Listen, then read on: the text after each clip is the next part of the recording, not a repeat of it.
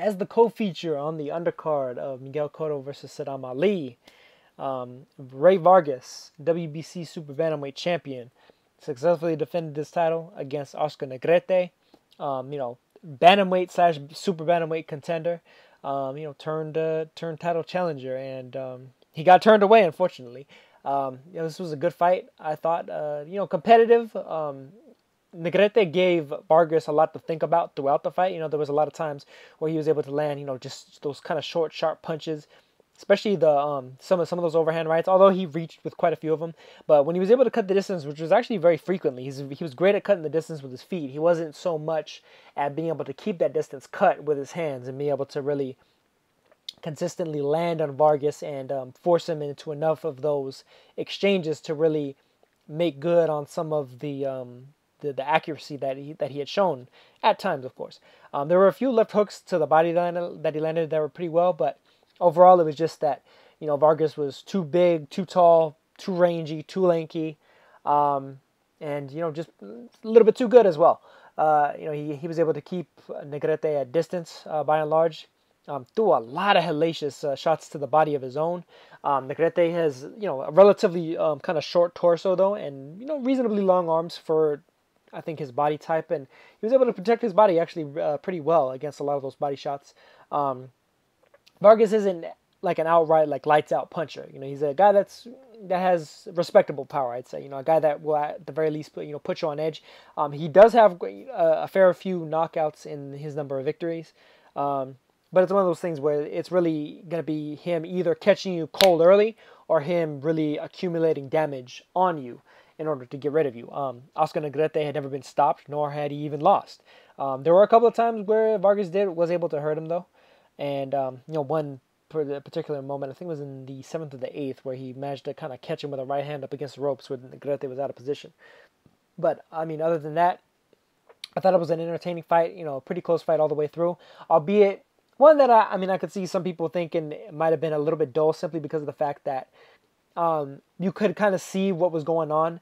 Vargas was pretty consistently able to negate the strengths of Negrete, and Negrete wasn't able to change it up enough to really press the action in a different manner in order to actually win the rounds. He was basically a very tough, making every round very tough and hard to earn for Vargas to actually earn it and win it. But Vargas was still winning the majority of the rounds. I even think Larry Merchant, even though I'm not exactly the most agreement with Merchant by and large, had it like damn near a shutout. And I could see that. I could see a 10-2 or a 9-3 for Vargas, very very easily, if not even wider. Simply because of the fact that even though Negrete had really good moments here and there, Vargas consistently had an answer back. He consistently had an answer back, whether it was immediate or whether it was a few seconds later after, either pivoting, moving, clinching, breaking his own clinch, what have you, resetting everything, and then getting back into the motion of just kind of teeing off at Negrete, both at long range and even on the inside as well. Vargas, in spite of the fact that he's kind of a tall, rangy fighter for his weight class, is actually pretty solid on the inside and at mid-range as well. He mixes up with a variety of punches really nicely. Punches to the body, punches to the head. Lots of uppercuts, double, triple, quadruple up on the uppercut and the left hook to the body. Just solid work from him. He's a fighter that I think is ready for just about anybody at super bantamweight. You know what I mean?